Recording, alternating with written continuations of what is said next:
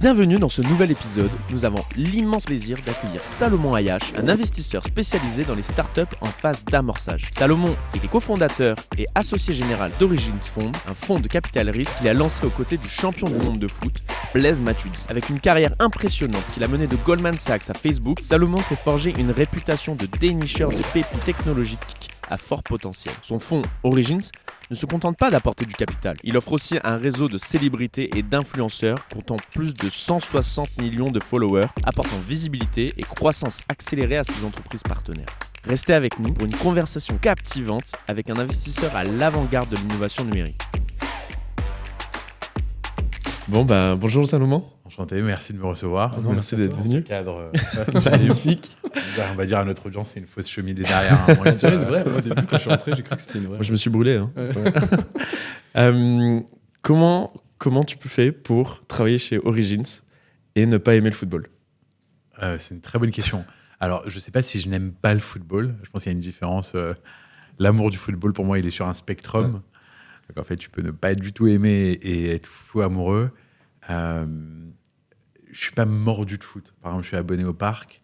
Je ne peux pas te citer la liste de tous les joueurs qui jouent pour le PSG.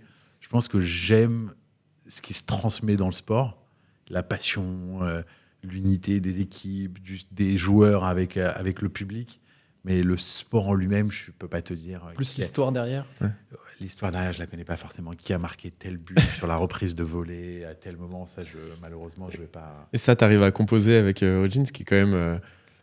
qui a quand même très marqué foot. Alors, c'est marqué sport, je ne sais pas si c'est marqué foot. C'est vrai qu'on a beaucoup de footballeurs qui nous ont confié leur argent.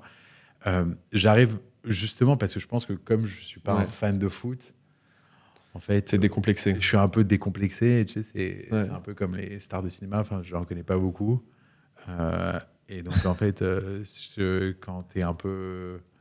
C'est la meilleure façon de rencontrer quelqu'un de connu, c'est de ne pas le connaître. Ouais. Et donc, ça tue un peu dans l'œuf ma deuxième question qui était est-ce qu'il ne manque pas un Blaise Matuidi dans cet Euro 2024 ? Réponse le 14 juillet. Ce qui nous a hyper intéressé dans votre approche, et peut-être qu'on peut te laisser derrière présenter les spécificités du fonds, mais c'est vraiment cette connexion et cette valorisation que vous faites de la fanbase qui tourne autour des personnes qui vous font confiance. Est-ce que, ma question elle est très simple, c'est comment est-ce que vous arrivez, est-ce que déjà ça fait la différence auprès des startups que vous accompagnez ? Est-ce que c'est l'un des éléments qui est le plus valorisé pour eux ? Quand on a créé le fonds, et peut-être pour notre audience, je parle rapidement de ce qu'est Origins, comme ça tout le monde a un peu une compréhension. Origins, c'est un fonds qu'on a monté en 2022. La façon dont fonctionne un fonds, c'est que des gens te confient de l'argent, qu'on appelle des LP, te confient de l'argent, et toi, tu es responsable de cet argent que tu dois ensuite investir dans des startups. La plupart des LP, la particularité d'Origins, c'est que les gens qui nous ont confié de l'argent, donc nos LP, sont la moitié des LP un peu classiques, donc des corporates, des institutionnels, des fonds de fonds, des gros family office, mais on a aussi, et c'est la particularité d'Origins, des LP qui sont des gens connus, donc des célébrités, pour la plupart des footballeurs ou des sportifs en général, parce qu'on n'a pas que des footballeurs. Et la raison pour laquelle on a créé le fonds, et ça répond un peu à ta question, c'est on appuie sur pause 2 minutes et on se remet en 2022. Il y a de l'argent partout, toutes les boîtes arrivent à lever. L'annonce des Échos, la couverture, c'est tous les jours, tu as une nouvelle boîte qui lève sur une valo complètement démentielle. Et donc, on arrivait un peu à un moment où, quand tu étais un excellent entrepreneur, tu avais tous les fonds, non seulement français, mais européens et en plus américains, qui en fait mettaient une term sheet. Mettre une term sheet, ça veut dire se promettaient d'investir dans ta boîte en moins de 48 heures. C'était vraiment à ce point-là ? C'était délirant. C'était vraiment délirant. Surtout sur des boîtes un peu tôt. Donc, en fait, si on parle de gros tours, 100, 200 millions, c'est peut-être un peu plus... Ça prenait un peu plus de temps.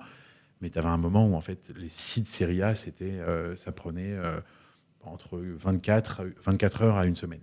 Et donc, c'était vraiment, vraiment fou. Et donc, en fait, tu regardais ça et tu te dis, il y a une compétition immense entre les fonds pour investir. Donc, c'est marrant, j'ai posté un article vendredi sur ça. Comme je dis en anglais, cash is a commodity. L'argent lui-même, dans le métier de venture, c'est le même partout. C'est-à-dire que l'argent de fonds A, B, C, 500 000 euros, c'est exactement le même. Ce qui va faire la différence, c'est justement comment est-ce que tu vas aider la boîte une fois que tu as investi. Et on s'est dit avec Origins qu'en créant quelque chose où on pouvait vraiment aider derrière, surtout sur des boîtes consumer, on allait arriver à rentrer dans ces tours qui étaient ultra compétitifs. Et donc, on l'approuvait. Je dis souvent, on voulait valider 3 choses avec Origins. La première, c'est de pouvoir faire investir des personnes connues dans des produits d'investissement tech, ce qui n'est pas forcément leur habitude. La deuxième, c'est pouvoir rentrer dans les deals ultra compétitifs parce qu'on avait cet avantage d'avoir des gens connus sur notre cap table. Et la troisième chose qu'on a voulu prouver avec le fonds, c'était qu'on arrivait à leverager, donc à utiliser l'image de ces footballeurs ou de ces athlètes pour l'après, pour aider les boîtes à aller plus vite, plus fort, plus loin. Et ça, on l'a fait avec pas mal de boîtes, des 18 investissements qu'on a fait jusqu'à aujourd'hui. Ça vient dans le deal, je veux dire, quand il y a quelqu'un qui vous confie son argent, quand une personnalité vous confie son argent, c'est un peu tacite que derrière, c'est bien s'il y a je sais pas quel est le mot, mais un prêt de son image pour les boîtes que vous accompagnez. Il n'y a rien de contractuel. Donc, je préfère le dire, il n'y a rien de contractuel, mais c'est l'avantage d'avoir Blaise qui est avec nous sur le fonds. C'est le premier fonds, c'est un fonds un peu friends and family. Si tu regardes un peu les LP qui ont investi, c'est des gens qui ont, surtout du côté un peu célébrité et athlète, c'est des gens qui ont fréquenté Blaise, qui est JP dans le fond, mais qui l'ont fréquenté à un moment de sa carrière, que ce soit quand il était au PSG, à la Juventus, en équipe de France, etc. C'est quelqu'un de très apprécié.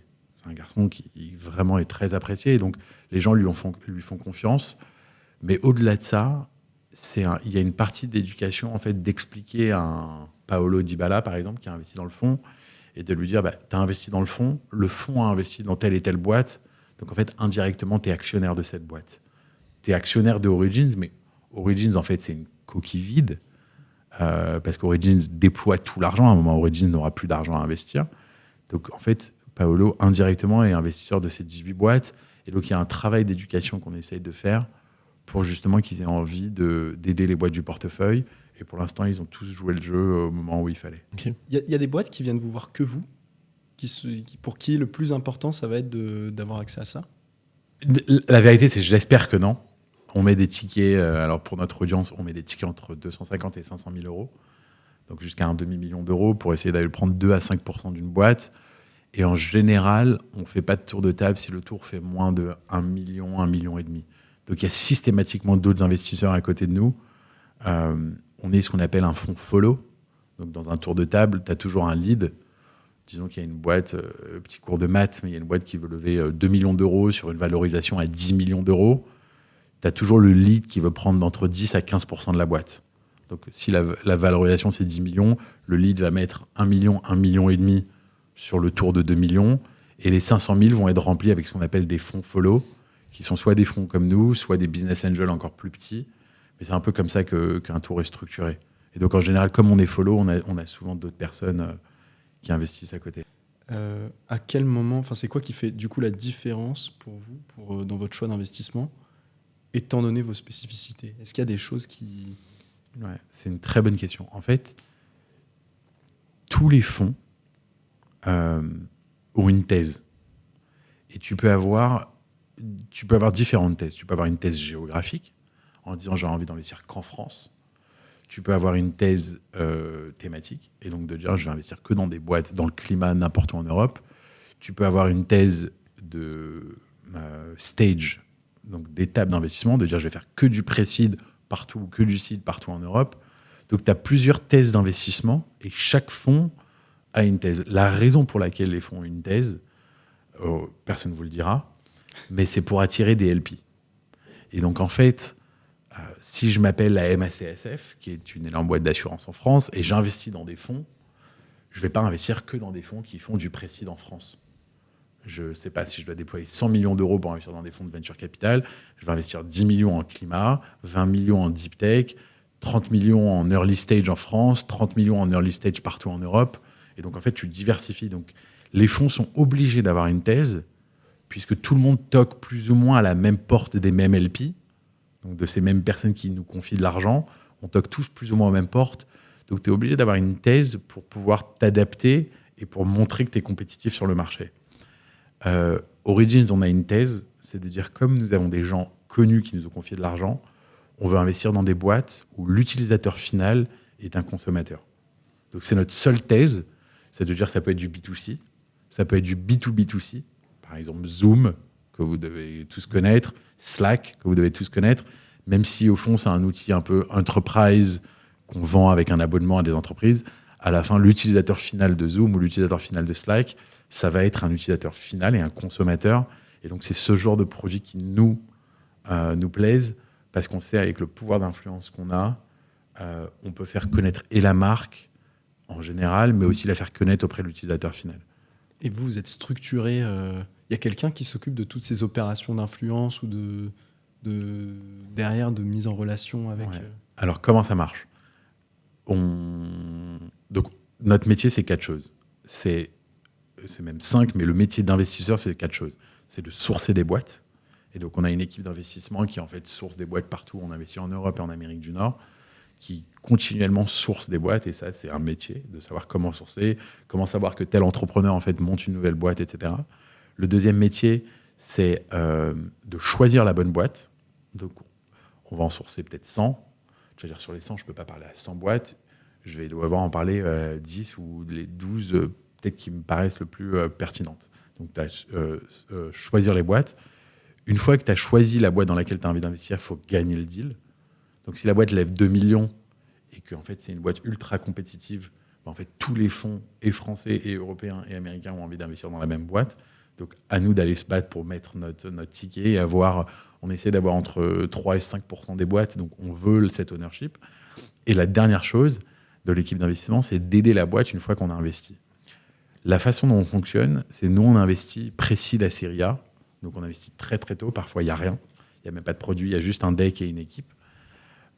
Et c'est de dire, dès qu'on a investi, on va aider la boîte à monter le produit. Donc, on n'active pas du tout le réseau de personnes influentes, etc. On aide la boîte à créer le produit. Donc, on a des calls un peu toutes les semaines, toutes les 2 semaines. Parfois, on est au board, etc. Une fois que le produit est lancé et que la boîte a trouvé ce qu'on appelle son product market fit, et c'est très facile de savoir, de connaître un product market fit quand tu es en consumer, mais dès que la boîte a trouvé son product market fit, on active ces fameuses campagnes. On en a fait 8 ou 9 pour l'instant et on peut en parler, on peut donner quelques exemples après. Et donc là, c'est Blaise qui prend le tour. Et donc on s'assoit avec la boîte et en fait, on brainstorm sur quel type de campagne vous avez envie de faire.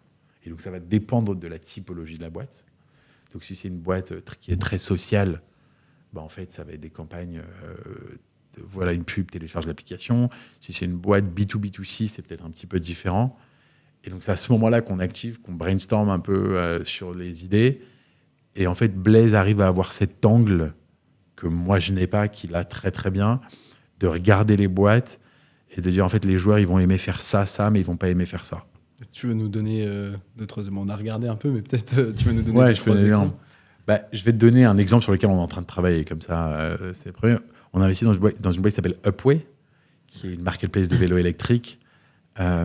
Upway, c'est une boîte qui a levé très tôt avec un fonds qui s'appelle GFC. Ensuite, qui a relevé avec Sequoia, récemment qui a relevé avec Corelia. C'est une boîte qui a levé plus de 50 millions d'euros dans sa vie.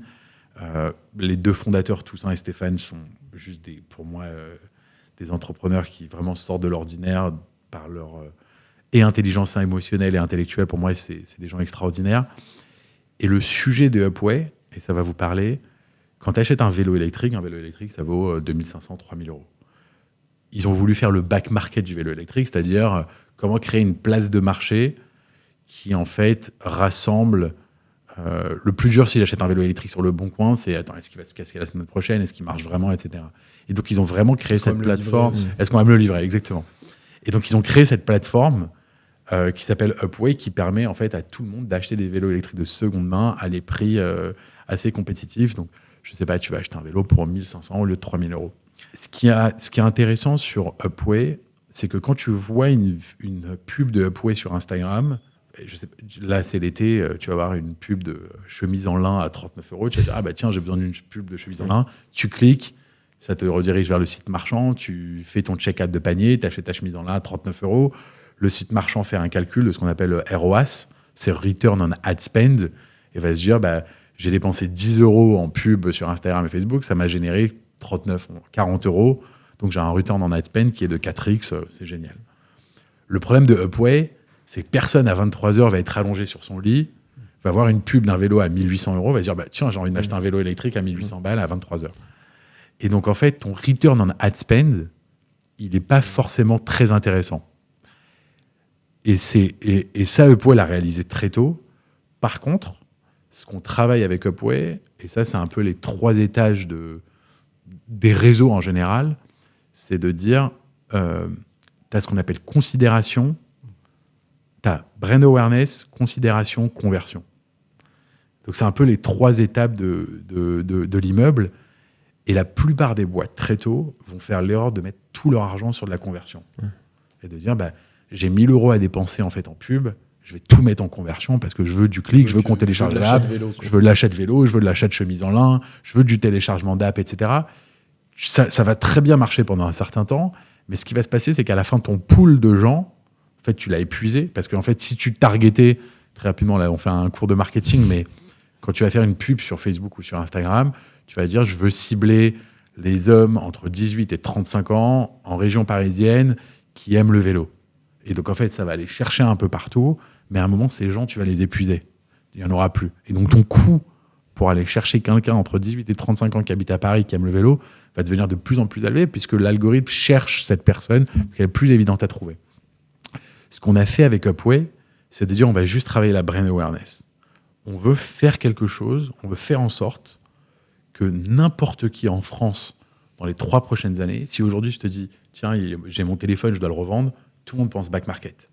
Et déjà, en fait, comment est-ce qu'on peut créer ce réflexe systématique ? Ça fait peur, non, pour un entrepreneur de se dire on met tout sur ça et on voit pas tout de suite les résultats. Alors, ça fait peur. Tu fais attention à ton budget marketing, mais tu fais, en fait, au fur et à mesure du temps, tu vas faire un peu les sondages où tu vas un peu regarder est-ce que la marque est connue.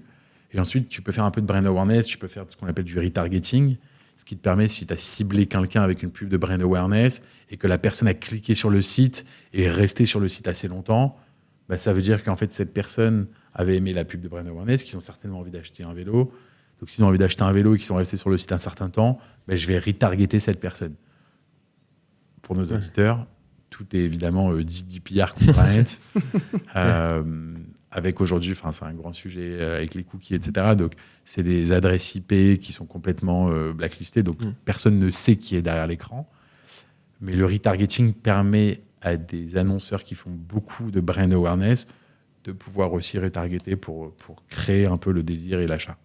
Donc, tu as toute une chaîne opérationnelle en fait, qui doit être nickel. En fait. Si tu pars sur de l'awareness et que, d'une manière ou d'une autre, tu n'arrives pas à récupérer les données des personnes qui vont sur le site et de pouvoir les retargeter derrière, c'est un peu perdu, quoi. Pour reprendre les exemples de Upway, on avait fait une première campagne avec Upway, on avait pris 4 ou 5 joueurs, ça plein que vous allez connaître, et on avait fait une sorte de mini short vidéo qui disait choisis quel vélo tu aurais voulu choisir quand tu étais enfant. C'était une sorte de mini quiz qu'ils ont posté sur les réseaux. Quand ils l'ont posté sur les réseaux, leur compte Instagram a augmenté en termes de followers de, je crois, double digit. Mais plus que ça, il y a des articles qui ont été écrits dessus. Et en fait, tout d'un coup, parce que tu as des gens connus qui sont associés à ta marque, ça met une forme de légitimité sur ta marque, qui est une légitimité non dite. Et donc, en fait, si toi, tu n'as jamais entendu parler d'Upway et que tu reçois une pub, tu vas taper Upway vélo électrique, tu vas commencer à voir que... Et donc, indirectement, tu vas dire, attends, si telle et telle personne ont investi, ça doit être sérieux. Alors que des gens, par exemple, qui ne sont pas du tout sportifs, par exemple, moi qui suis dans la tech, si je lis un article et je dis Sequoia, Corelia et JFC investi, je me dis c'est une vraie boîte. La plupart des consommateurs ne connaissent pas forcément le nom de ces fonds et donc ont besoin de se rattacher à des personnes connues en qui ils font confiance. Exactement. Et celui qui m'avait vraiment dit ça, c'était une conversation qui m'avait beaucoup marqué. C'est Maurice Lévy, le patron de Publicis, que vous devez connaître de nom. Donc, son family office a investi dans le fonds. Et il m'avait dit cette phrase, il m'avait dit, dans la pub, on a découvert récemment, avec l'émergence des réseaux, que les gens n'achètent plus un produit parce qu'ils veulent le produit. Les gens achètent un produit parce qu'il y a quelqu'un qu'ils admirent ou qu'ils apprécient qui a déjà acheté le produit. Et ça, c'est fort. L'influence, quoi. L'influence. Personne n'achète quelque chose parce que tu as vu un panneau JC Decaux à l'arrêt à Charles de Gaulle en disant bah tiens, il a l'air cool. Non, c'est en fait, tu es tellement fan de cette personne ou de ce joueur ou parfois de cet entrepreneur que tu as envie de faire la même chose, tu as envie d'acheter la même chose parce que ça va te rapprocher de lui ou d'elle. Et donc ça, c'est une émergence dans le comportement du consommateur qu'on a observé et qu'on essaie d'optimiser avec Origins. Du coup, c'est un peu paradoxal, puisque tu disais que c'était une coquille vide. En fait, vous êtes en train de créer, d'une manière ou d'une autre, un asset. Et comment tu le valorises, cet asset-là ? Coquille vide dans le sens où un fonds d'investissement lui-même, Oui, financièrement. n'a pas vraiment de valeur. C'est-à-dire que les gens nous confient de l'argent, les gens nous confondent 10, il y a des frais de gestion, et ensuite, nous, on redistribue l'argent. Donc, à un moment, il n'y a plus d'argent dans le fonds. Et donc, on doit faire encore 4 ou 5 investissements, et ensuite, on n'aura plus d'argent sur le fonds 1, et on doit repartir en levée pour le fonds 2. Origin, c'est très difficile à valoriser. Parce que le plus dur, j'ai pas la réponse. J'ai pas la réponse, mais c'est une question que je me pose. Parce que le plus dur aujourd'hui, en venture capital, c'est de créer une marque qui résonne avec les entrepreneurs. C'est ce qu'il y a de plus dur, je pense. Parce qu'encore une fois, pour moi, l'argent, c'est tellement le même partout. Comment est-ce que tu fais pour que, si Antoine monte une boîte consumer, en fait, tout de suite, il va penser à Origins? Comment est-ce que tu fais pour monter un fonds Soit hyper et désirable. tu vas voir n'importe quel entrepreneur à Paris, tu lui dis, est-ce que tu as entendu parler d'Origins? Tout le monde va te dire oui. Et ça a de la valeur, mais c'est quoi cette valeur? Je ne sais pas. Je ne peux pas le définir. Je pense que ça a de la valeur auprès de LP, si on veut lever un deuxième fonds, d'aller montrer qu'en fait, on a réussi à créer une marque. Je dis souvent, on n'est pas le fonds le plus gros en France ou en Europe, mais on est peut-être un des fonds les plus connus. C'est un tout petit chiffre, mais par exemple, on a 11 000 followers sur LinkedIn. Ça paraît pas beaucoup, mais quand on regarde des fonds qui existent depuis 2005-2007, qui n'ont pas dépassé les 6-7 000, ça veut dire qu'il y a une forme d'adhérence au thème, au sujet. Les gens aiment ce sujet. Alors évidemment, il y a un sujet un peu paillette et un peu glamour dans ce qu'on fait avec Origins. Mais dans l'absolu, la valeur d'Origins, pour moi, elle est très, très difficile à définir. C'est-à-dire que la valeur d'Origins, évidemment, c'est la valeur des parts qu'on a dans chaque boîte. Mais quelle est la valeur de la marque, de l'influence? C'est très, très dur à mesurer, à quantifier et à mettre un prix dessus. Ouais. Vous êtes les seuls à prendre ce pari, ou ça implique que beaucoup commencent à prendre Ouais, je pense qu'on est les premiers à avoir institutionnalisé le play. Dit autrement, il y a d'autres entités qui ont fait investir des sportifs dans de la tech. Il y a d'autres joueurs qui ont monté leur propre fonds, même aux États-Unis. Mais là, on a été fort avec Origin, c'était un peu le délire de Blaise, c'était de dire on a envie d'être le premier fonds qui rassemble plusieurs joueurs parce qu'on pense que 1 plus 1, ça ne fait pas vraiment 2 quand il s'agit d'influence, mais ça peut faire 10, 20, 30. Et c'était un peu notre pari. Donc on est les premiers à avoir, institutionnalisé. Donc on a un vrai fonds qui est régulé. On a 91 LP. Et on est le premier fonds à avoir plusieurs joueurs qui ont investi dedans, de différents sports, etc. Est-ce qu'il y a de plus en plus de gens du monde du sport qui s'intéressent à ces sujets ou qui investissent selon ces thèses, ou est-ce que c'est juste...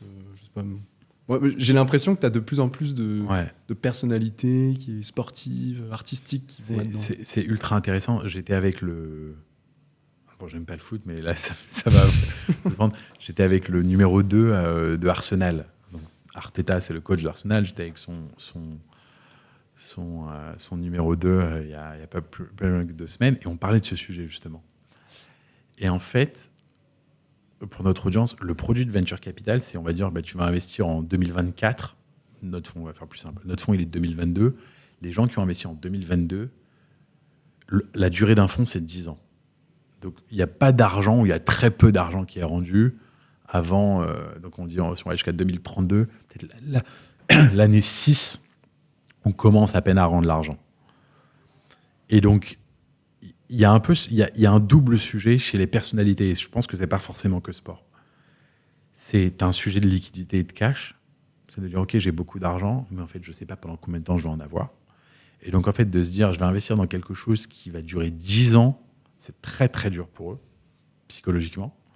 Et surtout, l'asset class du venture capital, donc le venture capital, il n'y a pas de garantie. Je ne peux pas te dire, c'est pas un produit, c'est pas comme Coca-Cola avec des dividendes à 3%. Donc, c'est un asset class qui est risqué. Donc, en fait, tu te dis, t'investis en 2022, je ne peux pas vraiment te garantir combien on va te rendre en 2032, mais en tout cas, c'est l'asset class où normalement tu performes le mieux. Puisqu'en fait, tu prends des paris qui sont ultra binaires. Donc ça, c'est la première chose. Et la deuxième chose, donc ils ont envie d'investir, mais ils ont un peu de mal avec cette période de 10 ans. Et surtout, c'est des gens qui monétisent plus ou moins tout. C'est-à-dire qu'en fait, tu as une pub, on va leur proposer de l'argent pour la pub. Ils doivent aller à un événement, on va leur proposer de l'argent pour aller à un événement. Et donc, à aucun moment, est-ce que ça leur vient en tête de dire tu veux investir dans telle et telle boîte, il faut mettre de l'argent, et en contrepartie, tu vas avoir des parts. Ils ont plus l'habitude de se dire c'est eux qui doivent me donner de l'argent. Et c'est une excellence. Enfin, j'avoue, j'y aurais jamais pensé. Ce fait-là aussi de, à l'inverse, permettre aux boîtes sur qui vous avez investi, de faire des contrats en privilégié avec ces LP-là, ça pourrait être une source de revenus intéressante. Alors, ces boîtes ou d'autres, en fait, Ouais. elle est là la magie du modèle. C'est qu'en ayant créé Origins, on a pas mal de personnes qui nous ont pingé. Je dis, attends, vous avez accès à tous ces gens, on a envie de travailler avec eux. Il va devenir une agence. En fait, c'est un peu la question, c'est de se dire, on ne veut pas devenir une agence, mais on sait que nous, on investit en pré-seed série A, mais en fait, tu as des boîtes série B, C, D, E qui ont levé énormément d'argent, qui ont besoin de visibilité, qui ont besoin, encore une fois, de brand awareness et de s'établir en tant que marque. Et ça, c'est très dur. Et de se dire, est-ce qu'il n'y a pas quelque chose à faire? Donc, on ne deviendra jamais qu'une agence. Ça, je peux vous le garantir. Mais est-ce qu'il n'y a pas un monde où on arrive à concilier et le fait de faire investir des joueurs et le fait de leur faire gagner de l'argent en les mettant en relation avec des grosses boîtes tech qui ont très bien réussi? Okay. Vous devez être tout le temps sollicité. Ouais. Enfin, moi, je vois, par exemple, n'importe quelle structure aurait intérêt à se prendre un coup de boost avec justement une campagne awareness, avec soit une seule personne. Enfin, je veux dire, il y a une force de frappe qui est vertigineuse. Alors, demain, Blaise Matuidi qui poste une publication sur Licter, par exemple, on change de catégorie. C'est pour qui que ce soit. Ça donne beaucoup de légitimité à n'importe quelle marque. Et on est énormément sollicité. Aujourd'hui, on a un seul métier, c'est le métier d'investisseur et de fonds venture. Encore une fois, on a 91 entités ou personnes qui nous ont fait confiance. Et notre devoir, c'est de bien se comporter, de bien faire le travail. Donc, on ne veut pas s'éparpiller. Mais je sais qu'on réfléchit beaucoup à en fait, cette découverte qu'on a tous fait ensemble, de se dire, c'est dingue parce qu'on est tellement sollicité par énormément de boîtes. Après, n'oubliez pas que toutes les marques ont envie de travailler avec plus ou moins toutes les mêmes personnalités. J'ai pas du tout envie de classer en termes de notoriété les joueurs, mais si on devait parler de médaille d'or, médaille d'argent, médaille de bronze, tu as des joueurs qui sont médaille d'or, des joueurs qui sont médaille d'argent, médaille de bronze, donc on va dire 3 tiers. En fait, quand tu vas avoir une marque, il n'y a aucune marque qui vient te voir qui dit tiens, j'aimerais bien travailler avec ces 4 médailles de bronze, ils ont tous envie de travailler avec cette médaille d'or. Et ces médailles d'or sont ultra sollicitées par énormément de marques, et en plus de ça, elles sont compétiteurs pour la plupart, donc il faut trouver le temps, et il y a des équipes, etc. Et donc, c'est plus complexe à mettre en place. C'est un autre boulot, quoi. C'est vraiment un autre boulot. Et ensuite, ces fameux médailles d'or, en fait, il faut faire attention que la marque représente un peu leur valeur, qu'il n'y ait pas de conflit d'intérêt avec un équipementier qui peut avoir ou avec une autre pub, etc. Donc, c'est pas forcément évident. Mais pour les médailles d'or qui sont très bien entourées, ça me fait penser un peu à cette histoire de Beyoncé. Je ne sais pas si vous êtes au courant. La première fois que Uber avait fait une sorte de off-site avec tous leurs employés. Uber avait levé beaucoup d'argent, etc. Ils avaient fait un off-site avec, je sais pas, il devait avoir 500 ou 1000 employés. Et ils ont pris Beyoncé pour concert. Donc tous les off-sites, les grosses boîtes américaines faisaient ça à l'époque. Et le manager de Beyoncé lui avait dit, écoute, j'ai entendu parler de cette boîte Uber. Au lieu de te faire payer, je sais pas, 500 ou 700 000 $ en cash, fais-toi payer en stock. Toi qui es au contact de ces personnalités qui sont pas forcément bien... au courant Tu sens il y en a où c'est vraiment catastrophique, où il y a un entourage ou un niveau d'accompagnement sur ces aspects un peu investissement financier qui est pas à la hauteur de ce que ça pourrait être. Il y en a qui pourraient être un peu mieux accompagnés. C'est des gens qui sont ultra sollicités toute la journée et qui ont comme North Star, un peu comme la confiance et la loyauté. Et donc, je pense que c'est des gens qui ne sont pas forcément à la recherche d'être entourés de gens brillants dans leur domaine, mais plus d'être entourés de gens qui peuvent avoir confiance. Et je pense que ça, c'est un dénominateur commun avec énormément d'entrepreneurs à succès. Si tu prends des Jeff Bezos, des Elon Musk, des Bernard Arnault, etc., je suis certain que dans la galaxie qui entoure Bernard Arnault et qui entoure ce genre de gens, tu as des gens qui sont évidemment brillants, mais tu as aussi des gens sur qui ils peuvent compter depuis le jour numéro 1 qui les a jamais abandonnés. Et donc, je pense que c'est ce dénominateur commun de personnes qui sont ultra sollicitées. C'est en fait la première chose que tu recherches, c'est la loyauté. C'est tout. Tu ne recherches pas forcément le meilleur investisseur dans Paris qui a rendu 5x versus 3,3x. En fait, ce n'est pas du tout ce que tu recherches. Donc, d'un point de vue technique, est-ce qu'il pourrait être mieux accompagné ? Certains, oui. Après, d'un point de vue loyauté, est-ce qu'ils pourraient m'être accompagnés ? Je pense que non, puisqu'ils ont choisi les personnes avec qui ils se sont entourés. C'est un levier d'acquisition pour vous, cet aspect-là ?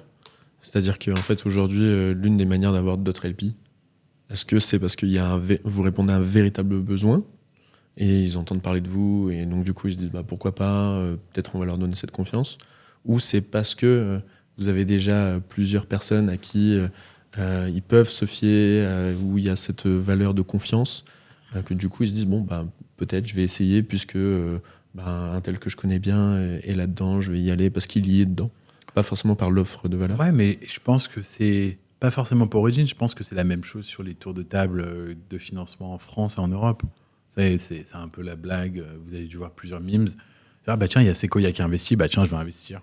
Tiens, il y a DST, il y a Coatu qui a investi, tiens, j'ai envie d'investir. Il y a un peu de ça ? Il y a énormément de ça. Tu as des boîtes qui personne ne voulait toucher pendant longtemps et en fait, tout d'un coup, tu as un énorme fonds qui arrive qui dit j'ai envie de faire, tout le monde rappelle l'entrepreneur. Ça devient magnifique. Et ça devient magnifique et tout le monde rappelle l'entrepreneur. Le problème, c'est que l'entrepreneur, il a jamais oublié qu'en fait, tu voulais pas de lui au début. Ça, je pense que c'est un peu ce que j'appelle le phénomène de boîte de nuit. En fait, les gens n'ont envie d'aller que dans la boîte de nuit où il y a une énorme queue à l'extérieur. Ils n'ont pas envie d'aller dans la plus belle. C'est tellement vrai. Et dans la plus belle boîte de nuit. Tu vois ce que je veux dire ? Ça peut être le plus beau lieu avec les plus beaux décors, avec le meilleur service. En fait, tu as juste envie d'aller là où il y a une queue qui est assez longue. Parce que qui dit queue dit endroit sympa. Et qui dit endroit sympa, s'il y a la queue dehors, c'est-à-dire qu'à l'intérieur, c'est rempli. Et donc, je pense que c'est un phénomène humain. Donc, Origins, je pense qu'on a réussi à créer une marque. On s'est créé énormément de légitimité auprès des entrepreneurs. Et pour moi, c'est la priorité. C'est pas de se créer une légitimité auprès des joueurs. Puisque, en fait, si je fais bien mon travail avec les entrepreneurs, naturellement, le reste suit. Mais on s'est créé une légitimité auprès des joueurs en général. Et sur le fond 2, les joueurs, si on lève un fond 2, les joueurs ne vont jamais représenter la majorité du montant qu'on lève. Dit autrement, si on lève un fonds demain de 50 ou 75 millions, la partie LP célébrité va apporter peut-être 10 ou 15% de ce montant au max. La majorité des fonds viennent de LP un peu plus traditionnels, donc institutionnels, corporate, fonds de fonds, family office, etc. Et donc, on essaye d'avoir de la légitimité auprès de ces deux personas qui sont complètement différents. Moi, j'ai une question en préparant l'entretien. Là, on a une question. Peut-être que tu es l'une des personnes en France qui serait la plus à même d'y répondre parce que tu as travaillé en finance chez Facebook et aujourd'hui en tant que venture capitaliste, je sais pas si ça se dit comment, et c'est une question qui nous revient souvent, comment est-ce qu'on valorise dans une entreprise son empreinte numérique, sa performance numérique ? Est-ce que c'est quelque chose qu'aujourd'hui on sait valoriser d'un point de vue financier lorsqu'il y a une vente d'entreprise ou le brand equity ? Ouais, ou vraiment la valeur à deux marques complètement identiques. Il y en a une qui surperforme sur les réseaux sociaux ou de par ses actions d'influence. Est-ce qu'aujourd'hui, d'un point de vue financier, on sait répondre à ça et on sait le valoriser dans une due diligence ou dans un sujet comme ça? On sait le valoriser. Et c'est exactement ça, c'est brand equity. Mais il n'y a pas de formule magique en termes de multiples. Tu parlais de mon parcours, on ne l'a pas fait, mais avant ça, j'étais aux États-Unis, j'ai travaillé chez Goldman, ensuite Facebook. Et donc c'est un peu chez Facebook que j'ai découvert ce milieu des réseaux. Il n'y a pas forcément de formule magique sur une brand equity. Et par exemple, pour les gens qui nous écoutent, sur un business de SaaS, donc Software as a Service, on va prendre les revenus et on va les multiplier par un certain chiffre. Et donc on va dire, alors si la croissance elle est de temps, d'une année sur l'autre, on va faire 10 fois ton revenu, ça va être la valorisation de ta boîte. Si c'est une boîte de service, et donc en fait il n'y a pas d'abonnement dans le SaaS, en fait les gens payent, mais c'est un abonnement qui est récurrent. Si c'est une boîte de service, ça va être valorisé entre 3 et 5 fois. Il y a mon père qui est en train de vendre son cabinet de dentaire. Un cabinet de dentaire, ça se revend entre 1 à 2 fois le chiffre d'affaires. Donc tu as des multiples un peu non dits dans certaines industries qui font que la ligne brand equity, c'est un peu ce que l'acheteur a envie de payer et combien il la valorise. Donc c'est vraiment, c'est très compliqué à dire, mais quand LVMH rachète Tiffany, je suis sûr qu'il y a un multiple sur évidemment le chiffre d'affaires qui a été effectué sur les dernières années, etc. Mais il y a un énorme sujet de marque, puisqu'ils rachètent une des marques les plus emblématiques dans la joaillerie. Et donc, je ne sais pas comment on valorise une marque, si ce n'est que dans les yeux de l'acquéreur, en fait. C'est l'acquéreur qui sait combien la marque est désirée auprès du grand public. Le vendeur la sait, puisque c'est lui qui l'a créée. Et donc, c'est juste de trouver quelque chose entre les deux. Mais si tu découvres la réponse, ça me... Nous, on nous la pose très souvent. Et même, on travaille sur des quantifications, quali-quanti, de communauté, etc. Mais derrière, mettre un chiffre financier hyper concret, c'est un autre métier. On n'a jamais su...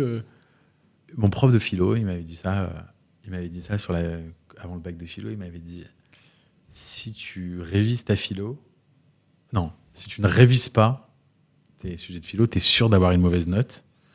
Mais si tu révises, tu n'es pas sûr d'avoir une bonne note. Parfait. Non, c'était parfait. En fait, pourquoi je dis ça? C'est un peu la même chose avec la marque. Si tu n'as pas de marque, tu es sûr d'échouer. Mais si tu as une bonne marque, tu n'es pas sûr de réussir.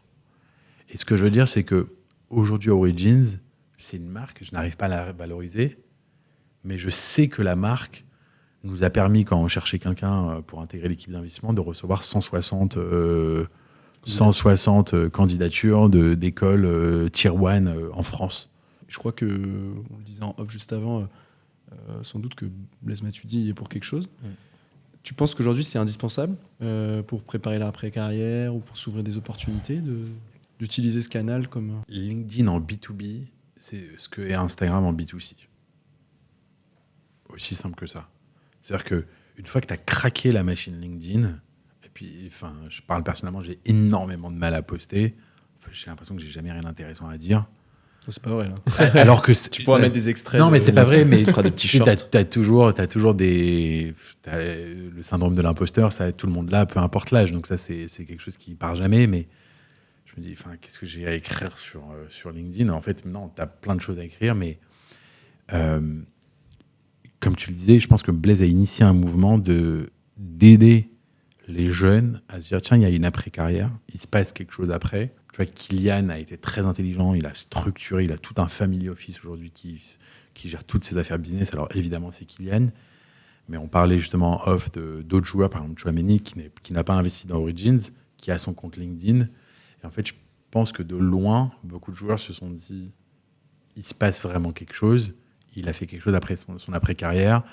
Il n'a pas une voix... tu sais, sur Instagram, tu as un peu tes fans qui sont dessus. C'est pas la même audience quand tu es sur LinkedIn.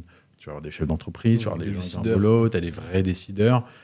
Et en fait, plus tu vas réussir à te créer une marque pro sérieuse, plus les marques vont avoir envie de t'utiliser ou d'utiliser ton image parce qu'elles représentent des valeurs. Tu vois, si je vous parle, je ne veux pas qu'on parle que de Blaise, mais si on parle de Blaise, tout le monde l'associe à travail, discipline. Matuidi Charo, c'était un peu son surnom. Et en fait, c'est le gars qui lâche rien.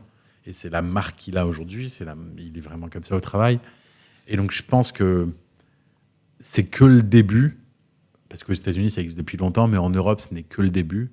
Et on va continuer à en voir de plus en plus. Et, c'était Guy Varch, non ? Guy Varch, champion du monde 98, qui est parti dans toute autre chose, quoi. On le voit plus, enfin, en tout cas. Ouais. Mais c'est marrant, on parlait de ça avec, je me rappelle plus à qui. Vous vous rappelez de Laurent Gourcuff ? Ouais. C'est vrai. Non, mais je sais pas ce qui est devenu. Alors, je sais pas. Encore une fois, je suis pas très foot, mais moi, je me rappelle, c'était le beau gosse. Le nouveau Zidane. On a eu quelques-uns. Exact. Mais c'était Exactement. Johan, non ? Ah, pardon. Johan Gourcuff, Gourcuff, pardon. Laurent Gourcuff, c'est autre chose. Tu vois, C'est qui Laurent Gourcuff ? C'est Laurent Gourcuff, c'est qui gère les restaurants. Il a des restaurants. Rien à voir. Non, mais sur. Non, mais enfin, bref, voilà. Et moi, j'avais une autre question aussi. C'est tu m'arrêtes si je dis des bêtises, mais dans votre thèse d'investissement, il y a cet aspect aller chercher le consommateur final. Je crois que vous investissez aussi sur Amo, c'est un réseau social. Est-ce qu'il manque quoi sur la...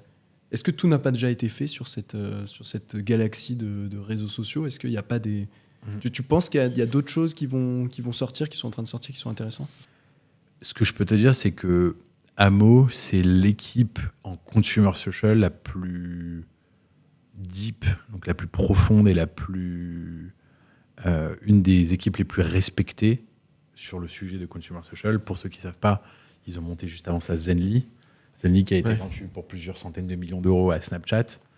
Donc en fait, c'est une équipe qui sait non seulement ce que les gens veulent, donc en termes de consumer behavior, donc comportement du consommateur, mais en plus de ça, ils savent ce que les investisseurs veulent.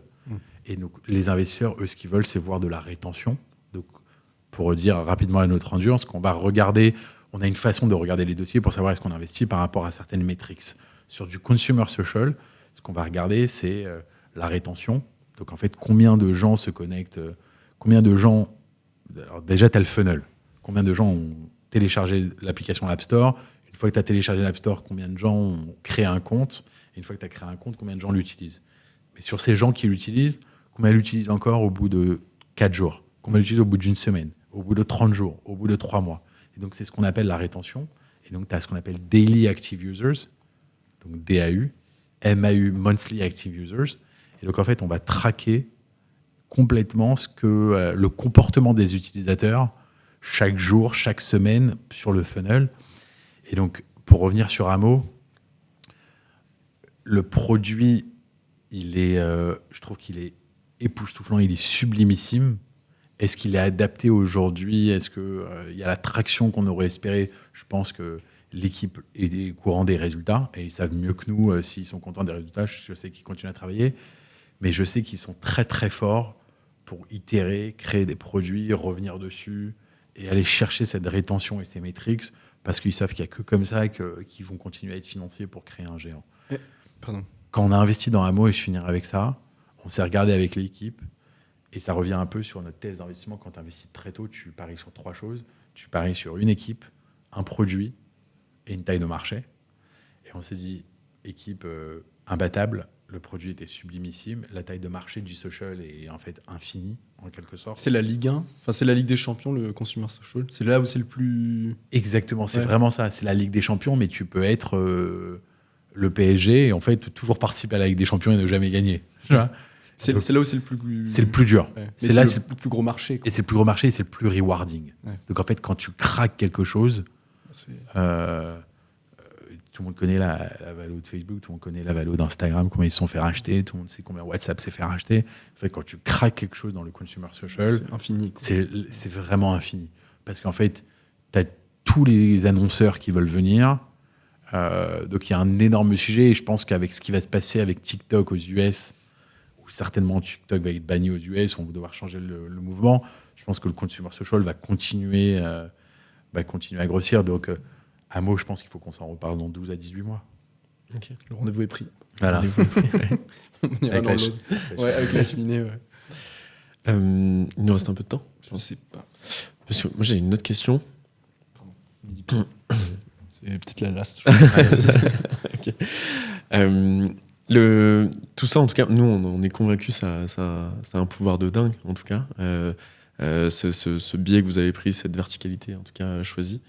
Il y a quand même un risque qui est associé. On voit tous les jours des sportifs qui, par une mauvaise communication, par un fait divers, en fait, leur monde s'écroule un petit peu.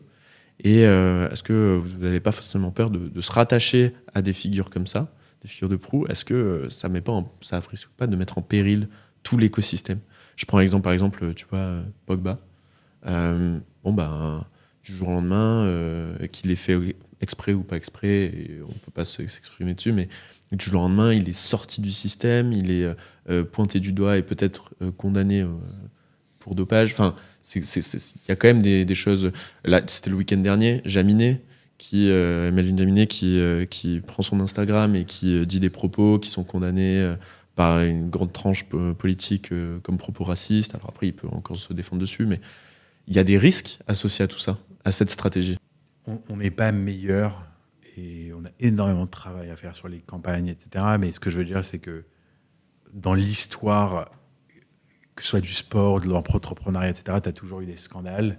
Et en fait, tu as une marque qui va se détacher de telle et telle personne à travers un communiqué. Ça nous est jamais arrivé et j'espère que ça nous arrivera jamais. Mais si ça devait nous arriver, je pense juste que la marque se détachera en disant on condamne un petit peu ce qui a été dit et on ne veut pas être rattaché. Aujourd'hui, personne... on n'est pas encore arrivé au niveau où j'associe la marque de Rolex avec Roger Federer. Tu vois, on associe Upway avec un petit peu tous ces joueurs qui ont fait une campagne, mais ça a créé de la légitimité au moment où la campagne a été faite, mais il n'y a pas de brand ambassador. Et donc, en fait, là, ce que tu es en train de me demander, c'est plus sur des modèles de brand ambassador, tu pourrais avoir des cas où, en fait, mais nous, on essaie de justement pas rentrer dans ce système de brand ambassador, déjà, pour éviter ce genre de choses, mais aussi parce que c'est pas le deal qu'on a avec les joueurs. On veut surtout pas qu'ils deviennent brand ambassadeurs. Ils pourront le devenir dans un deuxième temps s'ils ont envie. C'est ce qu'on disait un peu plus tôt. Et ça, j'ai envie de te dire, c'est pas notre histoire. C'est à la boîte de travailler directement avec le joueur. Mais on est sensible à ce sujet. Aujourd'hui, on n'a pas eu de scandale. Et on espère ne pas en avoir. Donc vous estimez complètement décorrélé On travaille sur un modèle où on n'est pas forcément brand ambassadeur. Et donc... on essaye complètement de se détacher de l'image d'une personne associée à une marque pour mettre plus le groupe d'Origins ou un groupe d'athlètes associé à un groupe de start-up. Et donc, plus personne ne sait que, en fait, c'est Mamadou Sakho, Moussa Sissoko, Blaise et Antoine Dupont qui ont fait le podcast de Mocha. C'est Olivier Giroud, Presnel Kipembe qui a fait la campagne de Upway. En fait, tout le monde sait que Origins a aidé Upway, Origins a aidé Mocha, Origins a aidé Stadium Live, Origins a aidé Wicked Sense. Mais pas encore au point. Pas au point d'avoir associé. Tout le monde sait que Blaze est associé à toutes ces marques. Donc il y aurait peut-être un risque réputationnel sur ça, peut-être. Sur ça, mais après, c'est tellement un père extraordinaire. Il y a un risque réputationnel sur nous tous. Un ailier droit incroyable aussi. Voilà. Bon, écoute, franchement, merci beaucoup. Merci pour ton temps. Merci, j'espère que ça a été intéressant. Moi, j'ai trouvé ça, j'espère que... mais c'était hyper... franchement, c'était hyper intéressant. On a pu poser des questions qui je pense, intéresse beaucoup l'audience. Donc, qui arrive à associer l'influence et du financier. Avec plaisir, merci beaucoup. À très vite. Ceux qui ont envie de m'écrire, c'est salomon@origins.fund. Origins, comme la marque de notre fonds, et .fund, F-U-N-D. J'essaierai de répondre à tous les mails des gens qui ont écouté. Tu vas en recevoir beaucoup. Avec plaisir. Merci beaucoup à tous. Merci. Au revoir.